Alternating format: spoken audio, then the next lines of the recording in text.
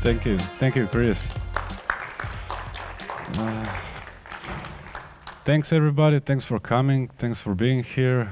Thank you Side Effects for inviting me here. It's a great pleasure and honor being here in Vibo. And yeah, let's get started. Welcome everybody to my talk that is called How I Learned to Stop Worrying About Apex and Love the Scene Animate SOP. So bonus points for people who guessed the name of the movie. I paraphrased a bit. So yeah, we can get started. As I already said, or as Chris said, I'm Saša Budimir, freelancer from Zagreb, Croatia, animator, 3D artist, call it what you want, generalist perhaps, coffee and sandwich enthusiast above all. Yeah, I'll just talk over my unupdated showreel. So yeah, what to say? Took a wrong path about 30 years ago. Instead of civil engineering, started doing this, and here I am now. So yeah, we'll see how it goes. In general, this is like an overview of the stuff I usually do. Most of the stuff is commercial projects. I mean, personal projects, commercial projects are here and there. But yeah, I love stylized stuff. I love variety of stuff, playing with different styles, different techniques. And yeah, if you like infrequent posting on social networks, do follow me. Yeah, I do tend to post from about once a year. So yeah, if that's too much, then don't. So the idea of this talk is like keep it short and sweet, and like in two sections.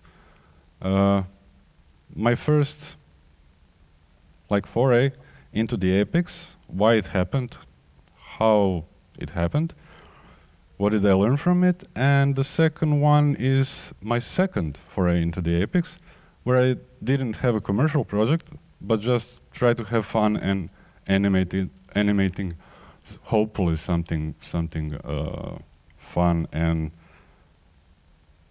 maybe correct some mistakes that I didn't like in my first rigs and everything, because I really didn't know that much of an Apex. I don't know, so just generally it will be from a perspective or from somebody who's not a rigger, who doesn't know rigging, but had to do rigging to animate anything. So, like complete rigging simpleton who just wants to animate. So just that anybody doesn't get any idea like, oh, he's a rigger. No, he is not. So how it all started? It all started when this lovely person, Christopher Rutledge, who I think doesn't need any introductions, that I had finally a chance to meet him last year, contacted me and put me in contact with another very lovely person, Dan Strait, his business partner, and they have a little green machine studio together. And they were just doing an interesting combination, like SpongeBob meets Cactus Plant Flea Market meets Uniqlo. I don't know how it's called, but yeah, we can check it out and then see. Are you ready, kids? Aye, aye, Cactus! We can't hear you. Aye, aye, Cactus! Who lives in a pineapple under the sea? SpongeBob SquarePants! Or sorbet in yellow and four eyes to see? SpongeBob SquarePants! If nautical nonsense be something you wish, SpongeBob SquarePants! then drop on the deck and flop like a fish. SpongeBob SquarePants! Ready? SpongeBob SquarePants, SpongeBob SquarePants, SpongeBob SquarePants, SpongeBob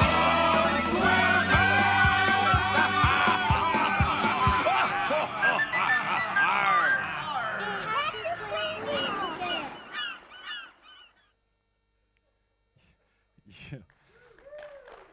Yeah.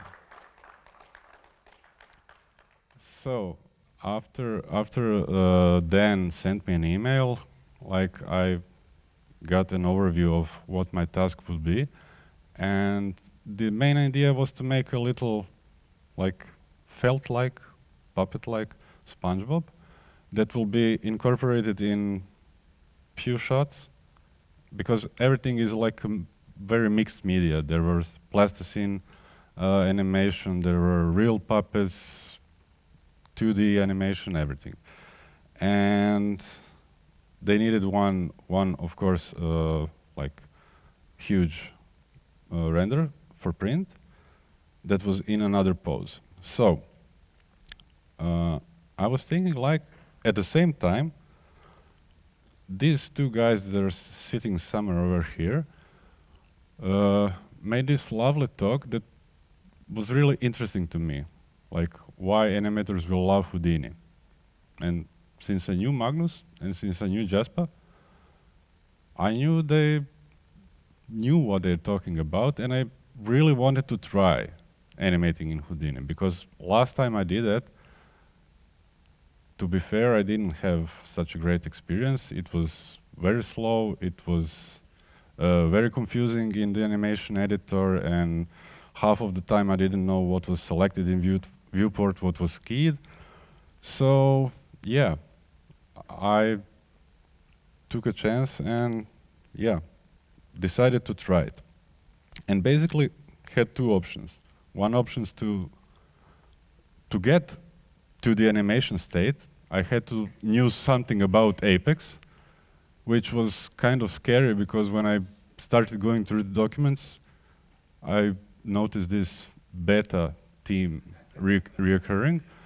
So yeah, or the second option was like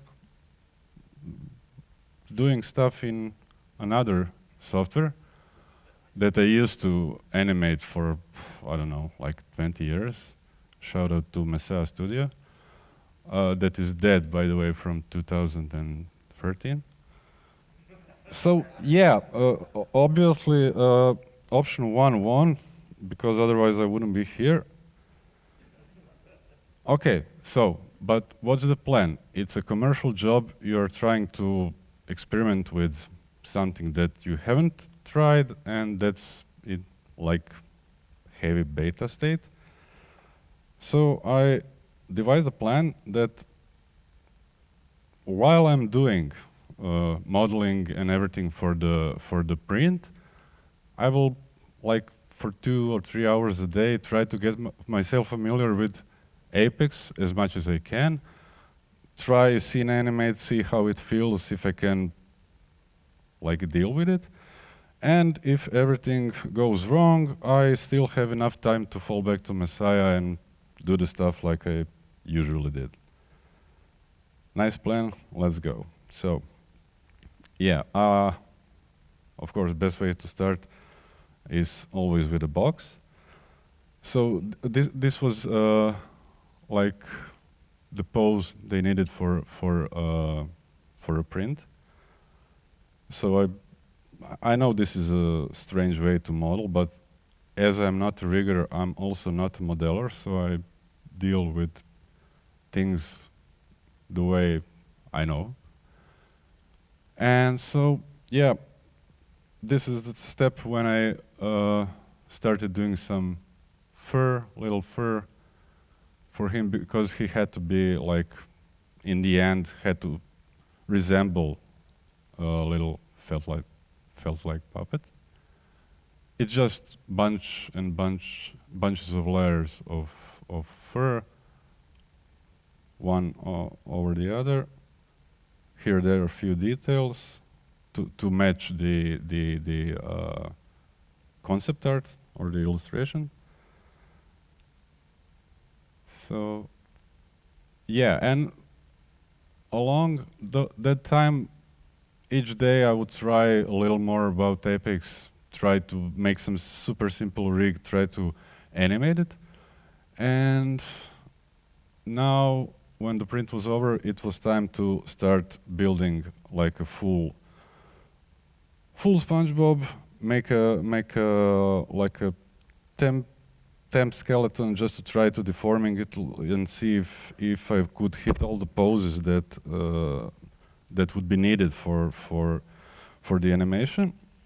Of course, this is still all KineFX. This is no Apex at all. So yeah, once it was everything it was done, it was approved. I could move on to, of course, the new and scary stuff. Not KineFX that much, but Apex.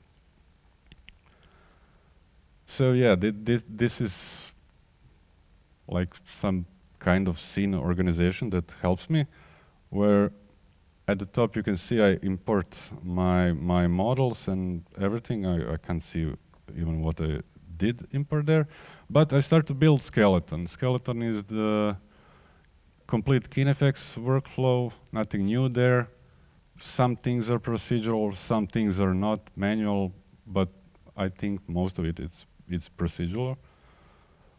And after that, I took parts of those skeletons and made separate captures, because it turned out I really needed to separate body from the eyes, because he has very strange double pair of eyes, so it was really not captured in one go. So I had to do a bit of tricks here and there, and then at the end merge everything together. And yeah, at that point everything was prepared for Apex, like base skeleton, guides, and the rig setup. This is the whole rig setup that is 99% from the, how do you call it, auto rig components. So nothing custom, because at that time I didn't even know how to make anything custom. So I was pleased with that. But the only problem was that the way I intended to bend his limbs, arms and legs, I couldn't get that spline auto rig component to work exactly how I needed.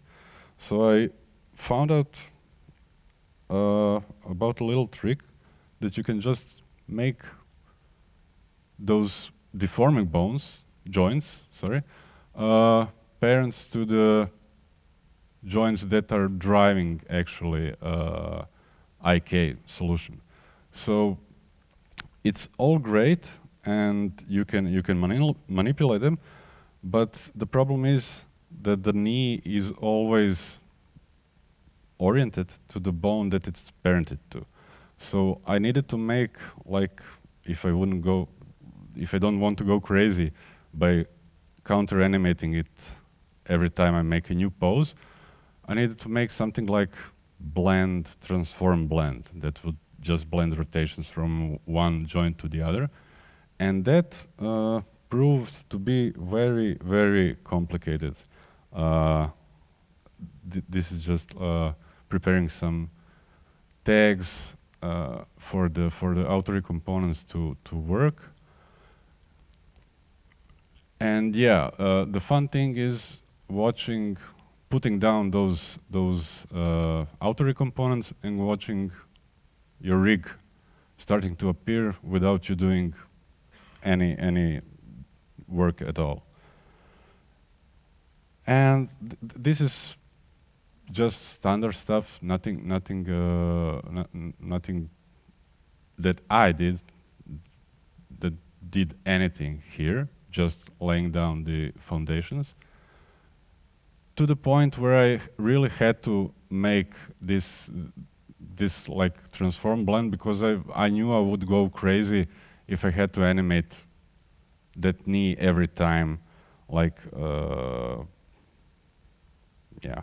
So this guy, Max Rose, and his videos were the only thing that helped me at that point in time to begin to understand some basics on how to create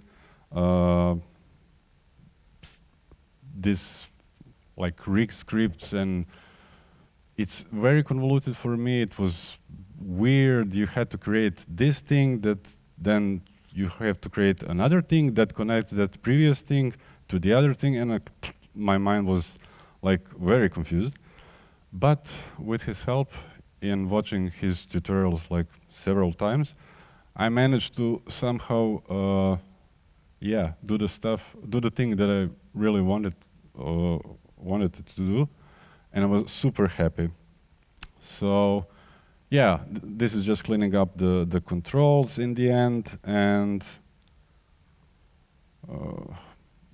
hiding some controls, making them more usable, but that changes all the time. So,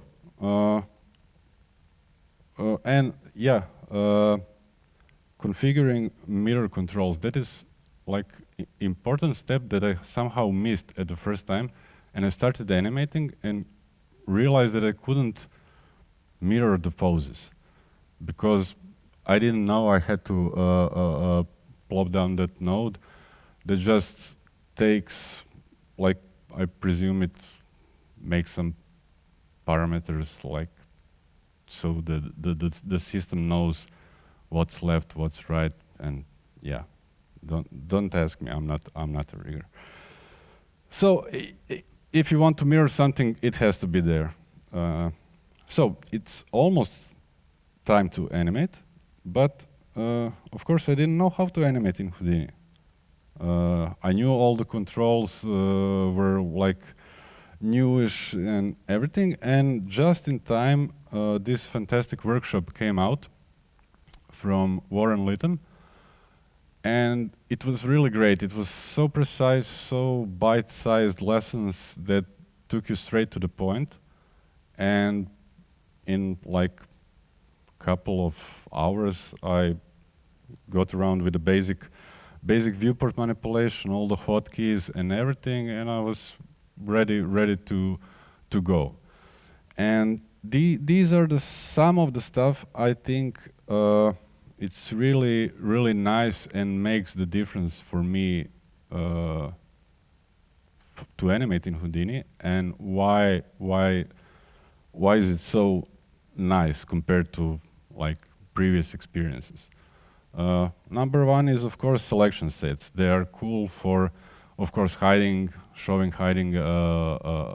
controls. You can isolate them. You can do whatever you want. But the most, even more important thing for me is this. Like, that was the thing that I was talking about. I never knew in Houdini what was keyed, what I had selected, what was going on. So now with this, basically you can pin your selection set, and you always know that thing will be keyed. So you can even display some other selection set or anything, it doesn't matter. If that group is pinned, you know it will be keyed. That seems maybe simple, but for me it was so like, yeah, I finally know that when I'm blocking, if I concentrate just on his arm and display just his arm, I know that the selection set that I pinned, that's called block, is gonna have keyframe over there. So yeah, that was like really nice. And of course, also it's super easy to create new sets and remove stuff from them, add stuff to them, no problem at all. And in general, you start with something, and then as you animate it, it evolves. You make more and more sets, and it's great. Can't say enough good things about it. So yeah, this is basically what I was talking about. Just that I forgot to press keys, but yeah. Oh yeah, the pinning. That's what I was talking about. So you can pin something, you know it will be keyed, then you can isolate something completely else and work on that, as long as it's, of course, in the pinned master group. Like, yeah. Second thing that really blew my mind is like global transforms, which is super, I don't know how to say, fun, great. I don't know. Like, for example, when you have to turn somebody around on like a heel or something, you can just make your selection set, which in this case it's super easy, like just like because all legs are IK. Just his hips and one controller, and if the last selected is his leg that you want to turn it around, with the control shift, you can just so easily move whole character. So yeah, that helped me a lot in doing some weird poses like that or animations. I mean, it is doable doing it other ways, but this is so cool and so simple. And of course, on third place, it's animation toolbar. There are so many so many tools in the toolbar. I didn't use them all. I don't know what everyone does, but like tween and blend to neighbor, they are no-brainers. I use them all the time, and I'll talk about it a bit later on some specific usage for that. So yeah, it was finally time to begin animating, and yeah, this is first blocking. It's amazing, right? It's so good. This is after a bit more time, and keyframes, of course. The only thing that I really miss at the moment is onion skinning, but since it's Houdini, you can make like a little cheat like that and just time shift your animation, make it another color and give it a bit of transparency so you can see what you're doing. I mean, it's tricky, especially in the blocking stage when you have sparse keyframes. So if you time shift it just one frame or two frames, it doesn't mean it will catch the frame before or after. But I was lucky because I was doing like a stop motion style and it's all stepped. So if I just time shifted one frame, it will always show me the frame before. So yeah, I really hope we'll have onion skinning soon. So yeah, the time passes. There are even more keyframes, more coffee, more keyframes, and a bit of patience. And yeah, you have something that you can finally send to your director, to Dan. And after it was approved, I just made a little test render to see if everything will work. And yeah, here's the final comped shot. So, shot number 2. This was my reference frame. Idea was to make a SpongeBob come and like face plant at this position. When it will turn from my animation to clay animation by amazing animator Rich Zim. So good thing was that this shot was even shorter. It was like only 18 frames or something like that. So of course I didn't have any camera info, so I just butchered poor SpongeBob, chopped out his arms and everything, and like try to match by eye as better as I can. Of course, also this is my very sophisticated way of blocking, when I don't even use like don't go into scene animate or anything like that. Just use few transforms, just to see, just to make sense of where should it start falling down and everything. So yeah, again, amazing first pass that, I don't know, like brings joy to your heart every time you see it, and makes you question if your life choices are. Uh, Now we won't go there, but yeah, again, after some more keyframes, more time, and more coffee, of course. Yeah, something. You make something that works, that just works. So yeah, and in the final shot, it's very short, but it's so sweet. Yeah, in my opinion. So yeah, huge thanks to both Chris and Dan. It was pleasure working on that project. Here are all the wonderful people that contributed to the spot, and I was really happy to be a little part of it and help a bit. So on to the next part. Now, I wanted to make something like, of course, for this presentation, something that was fun, something that would like give me a chance to animate, to see what I remember from like four or 5 months ago.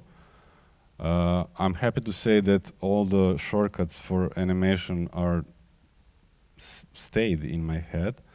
Nothing else stayed, sadly. But yeah, this was just some like progress of the character I was trying to develop.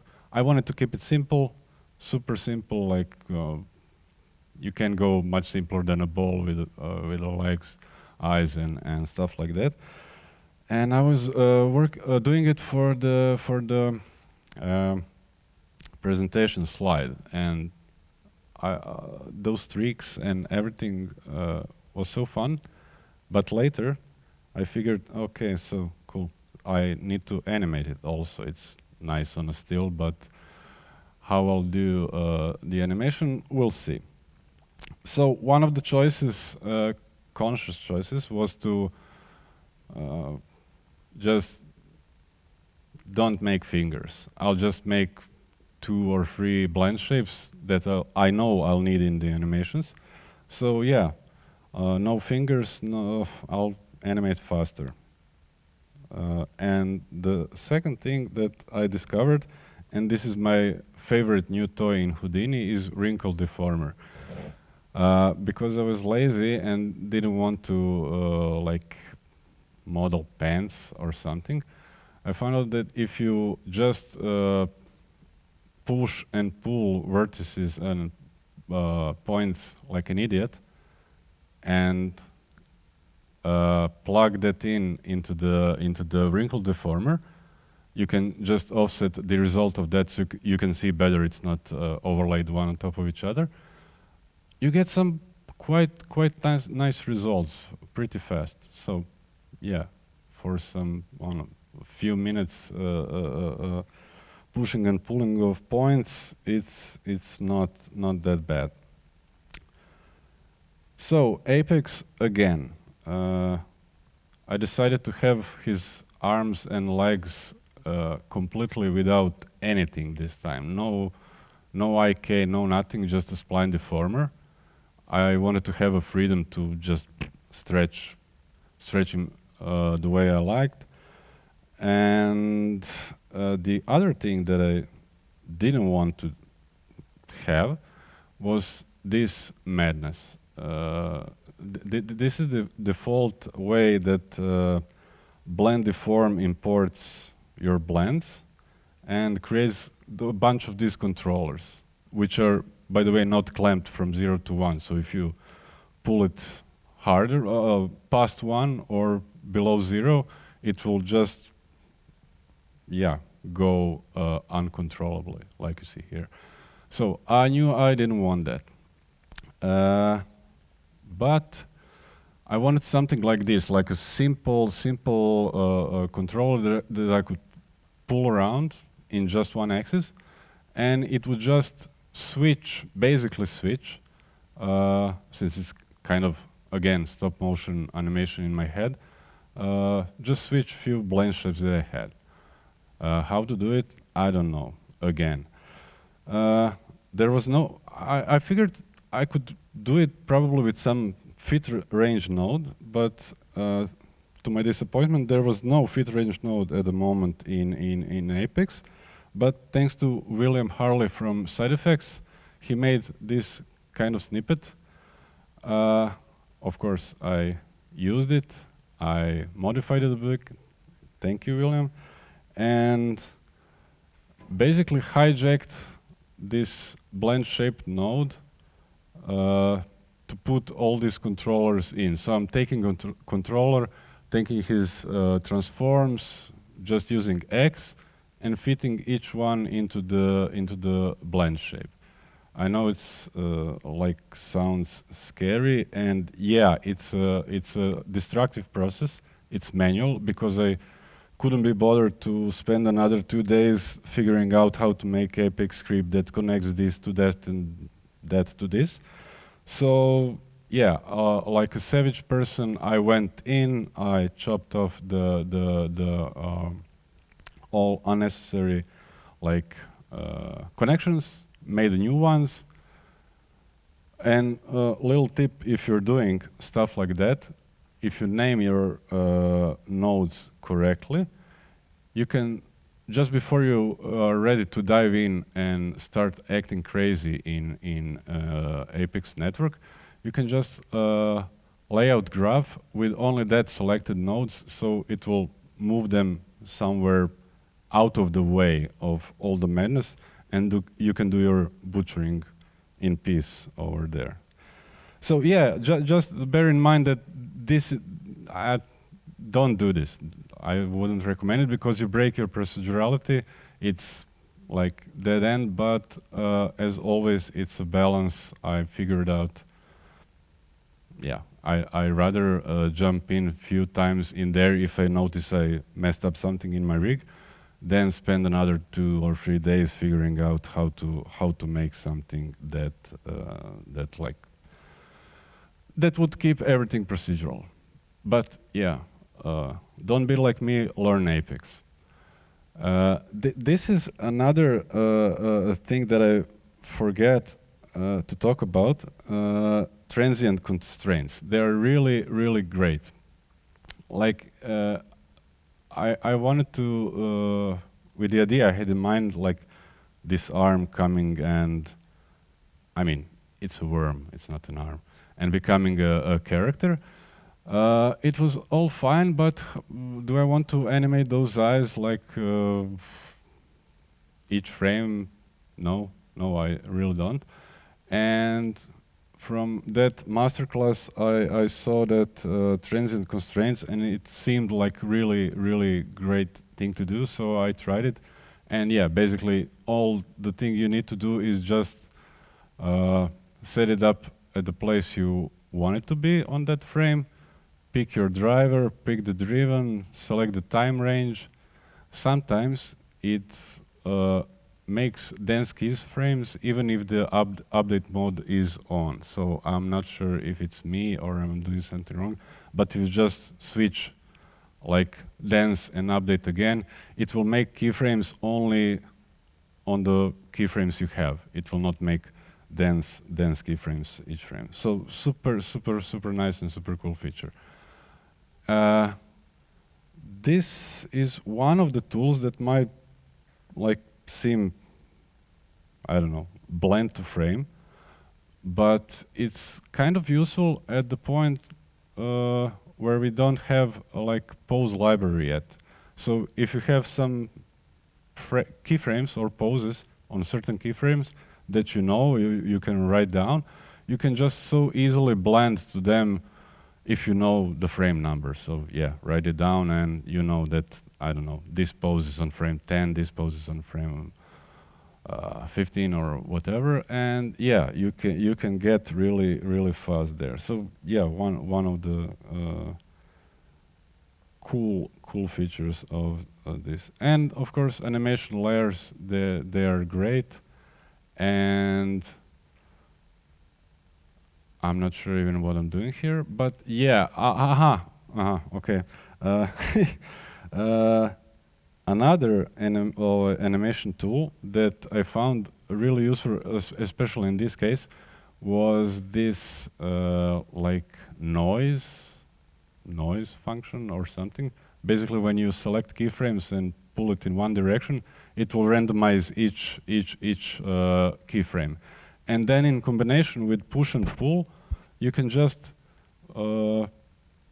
like spread or pull the intensity of that movement. So if you want it like moving more, just offsetting it on Y, yeah, you can just go in any direction. So yeah, there are a lot of these little features that I just like found out about by accident, just by trying out. I don't know, making few keyframes, pulling sliders, looking what it does, but it's kind of cool. So yeah, that's about it. But of course, when you have just that animation, it's not that great. You have to do something else, especially if you want it to resemble a bit like some stylized motion and everything, especially in those like fast rotations. So I try to produce some kind of swirls or schwungs, as we call them. And yep. Why it's not playing? Oh. Yeah, and with everything together, of course, wrinkle deformer for some cheap fake cloud simulation. And yeah, like it was super fun and just like just try to animate and to see if I will like animating in Houdini again. And I must say I do. I miss few things, but I think it will get there, and it will get there very soon. So I was also very excited about coming here, as you can see by my ramblings and mumbling. So I made this little animation, like yeah, he's going to Viborg. So. Did I say something wrong? Like, did I say, like, no. We'll see soon enough. So yeah, to answer the question from the beginning, like how I learned to stop worrying about Apex, easy. I'll just ignore it because I'm not a rigger. I can't be bothered to deal with nodes on this atomic level, and I'll wait for the nice people from SideFX to build more autory components and modules, so I can, at some point, yeah, mix and match and possibly create a rig that will be like enjoyable to work with. And from what I saw from other people there that presented, there are many cool stuff in the works, and I'm really looking forward to try that, because yeah, if you let me do the rigging, it won't end good. So yeah, more love to the user experience UI. That will be great. Onion skinning, please. And maybe the most important part that I miss is the easiness that we had in like KineFX, where you could just use all the SOPs tools to introduce some noises, secondary motion, even write expressions if you wish. That is the stuff I really miss in here. But I guess hopefully with time it will get there. But yeah, I'm very, very excited about the future of animation tools in Houdini, and yeah, that's it. Thank you, Side Effects. Thank you, Animation Workshop. Thank you, Via, Tak, and thank you all for, yeah, enduring me for this 40 minutes. Yeah, thanks. Thank you. Any questions? I don't think so, but yeah. Like, are you mad? Any questions? Yes. Hi, amazing presentation. I love it. You're so sweet, thank you. I'm wondering on this shot, when the head of the character has some pull on it. I'm wondering how you deform that. Pure post process. I tried to do it in rigging, and I made like a few extra random joints on the head, just points scattered on the like points are joints. But nah, it didn't work well. So just after the animation, I used regular WOP nodes. I think I made some bounding box that would calculate like Y distance of the head, but it was always oriented so no matter how the head turned, it always stayed like on the Y-axis, and just displace it. And another displacement for those little like waves going over. So yeah, it's not in the rig, it's not in the like Apex. It's total after post-processing cheat. But yeah, whatever works, right? Absolutely. Thank you. Yeah, amazing presentation. Really loved all the creativity you bring into all your animations. I'm just curious, how did you make the swoosh lines you talked about?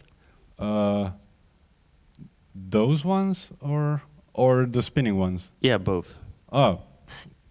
Line, copy line to points, sweep, and that's it. That's for the car, because it's completely static. It just moves from 3 frames. But if the car would move that fast without them, it would feel very awkward. So these were the easy ones. The spinning ones were tricky because I animated on 2s. And when you trail and want to calculate velocity, if you have stepped keyframes, on subframes there is something funky going on. And again, cheating, but yeah, I shrunk the animation by half, calculate the velocity on that, then spread it, and copied the velocity information from the like uninterpolated but correct keyframes on that one, and just again trail it. Basically becomes a curve, sweep it, and that's it. That's it. So you drew the whole curve for the whole animation and then animated the sweep? Is that? I don't think. Or did you animate it because it takes into account like acceleration if you calculate it with a trail node. You calculate velocity and acceleration, and it just like those points. If the greater the velocity is, they get like longer. And after I did like make some kind of the threshold. Like if it's past, I don't know, 0.25, 0.1, doesn't matter what was my ranges. But yeah, after that point, it was just deleting itself. So it would stretch, and if the velocity, magnitude of the velocity was under that threshold, it would just disappear. I think I understood it now. So the actual path of the curves is Yeah. from the animation itself. Yeah, from the meshes, Okay. from the scattered Yes, points yes. on the. Yeah, I forgot to tell that. I just scattered some points on the character, and as he's spinning, you just trail it, and Very cool technique. yeah. Looks great.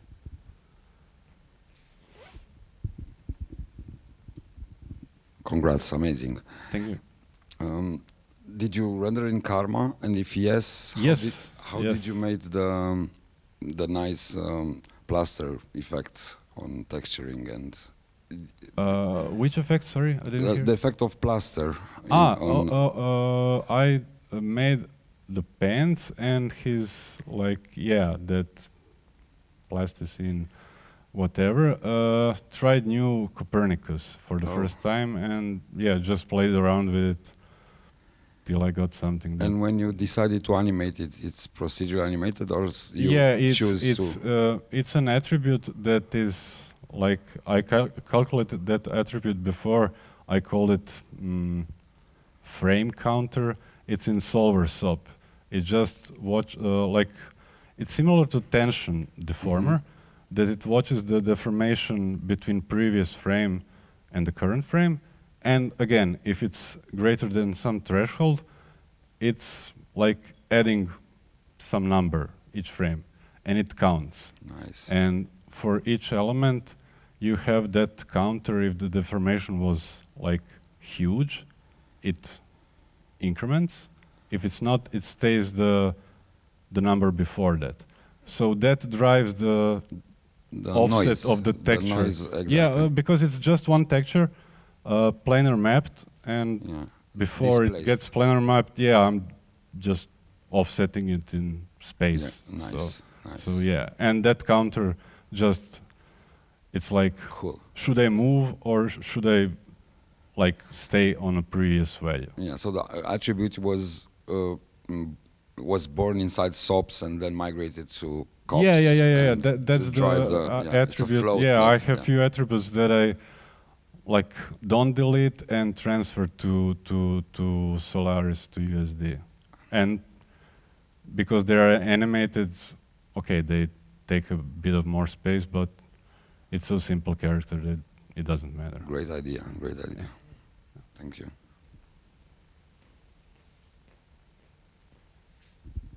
Anyone else? Going once, going twice. Saša, great work. Thank you very much. Thank you. Thank you once again.